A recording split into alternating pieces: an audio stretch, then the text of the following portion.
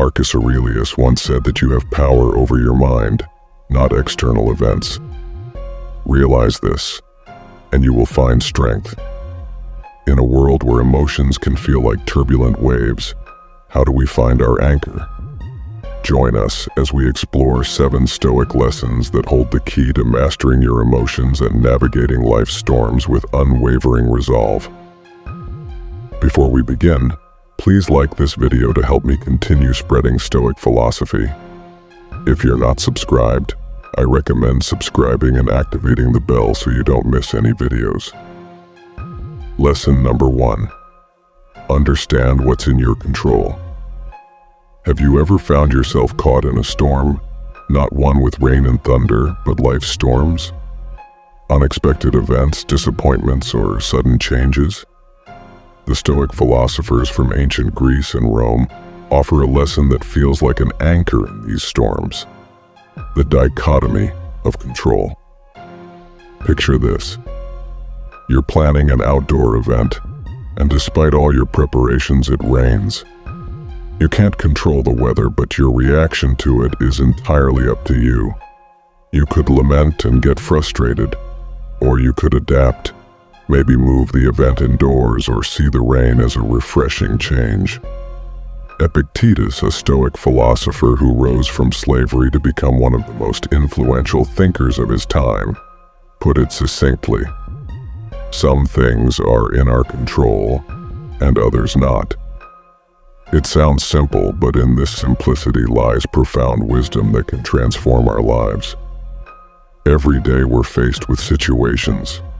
Some we can influence, like our daily routines, the books we read, or the company we keep. Many are beyond our grasp, like global events, the actions of others, the passage of time, and yes, the weather. The Stoics believe that our well-being doesn't depend on external events, but on how we interpret and respond to them. It's not the event itself, but our judgment about the event that causes our emotions. Think back to a time you faced a setback, perhaps not getting a job you wanted. At the moment, it felt like a disaster, but with time, you might have realized it was a blessing in disguise, leading to better opportunities or personal growth. How do we put this into practice? Start by asking yourself, is this something I have control over? If the answer is yes, take action. If the answer is no, practice acceptance and adaptability.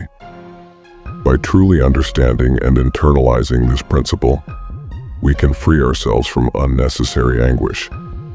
We can navigate life with a sense of calm, knowing that while we can't control the winds, we can adjust our sails. In a chaotic world, the dichotomy of control is a beacon of clarity.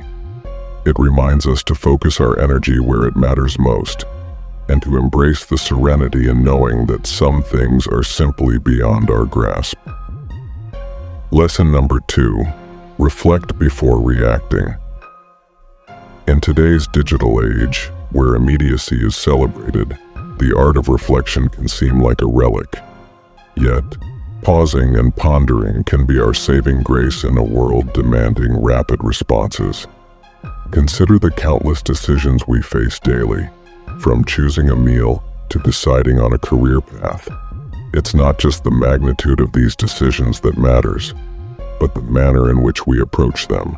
Imagine reading a message that strikes a nerve, perhaps a colleague questioning your work or a friend making an offhand comment. The gut reaction might be defensiveness or anger. But what if, instead of diving headfirst into that emotional whirlpool, you took a step back? By allowing yourself that momentary detachment, you're not suppressing your emotions. You're giving them space to be understood. This practice of reflection is about active engagement with our thoughts and feelings. It's about asking probing questions. Why did this comment affect me so deeply? What underlying beliefs or past experiences influence my current emotions? Is my immediate reaction based on the present situation or past baggage? Reflection before reaction also fosters empathy. By giving ourselves time, We allow ourselves to consider others' perspectives. Maybe that colleague had a stressful day, or that friend didn't realize the weight of their words. Reflection opens the door to understanding, not just for ourselves, but for those around us. In relationships, this practice is a cornerstone. How many misunderstandings could be avoided if we took the time to reflect before reacting? How many bridges could be built instead of burned? It's in these reflective moments that we find clarity, compassion, and connection. In professional settings, the ability to pause and ponder is invaluable. Leaders who reflect before making decisions are often more respected and effective, seen as thoughtful, measured, and wise. Their decisions, born from reflection, often stand the test of time. In a fast-moving world, reflection becomes a form of rebellion, a quiet yet powerful statement that we won't be swept away by the currents of immediacy. It's a commitment to our well-being and the quality of our interactions. Reflecting before reacting is more than a practice. It's a philosophy, a way of life that champions depth over breadth, understanding over impulsivity, and meaningful connections over fleeting interactions. It's a journey inward that profoundly shapes our lives. Lesson number 3: practice dispassion. In a world that often feels like an emotional roller coaster, practicing dispassion might seem out of place. But let's delve deeper into its transformative power. Dispassion isn't about suppressing emotions or becoming indifferent. It's about cultivating a balanced perspective, a calm amidst the storm. Imagine observing events, situations, and even your own emotions without being overwhelmed by them. Think about watching a gripping movie. There are moments of tension, excitement, maybe even sadness. But a part of you always knows it's just a movie. You didn't rush to help the hero or console the crying character. You observed and felt, but remained in your seat. This is the essence of practicing dispassion, being deeply engaged with life, feeling its many emotions, but also knowing when to remain seated in the theater of your mind. This approach becomes a lifeline in our modern age of information overload. Reacting passionately to every piece of information would leave us perpetually exhausted. Dispassion offers a buffer, a way to engage with the world in a more sustainable, balanced manner. It also plays a pivotal role in interpersonal relationships. We've all been in heated conversations where disagreements arise. Practicing dispassion can mean the difference between a productive discussion and a damaging argument, allowing us to listen more effectively, respond rather than react, and navigate conflicts with understanding and grace. Cultivating dispassion starts with self-awareness.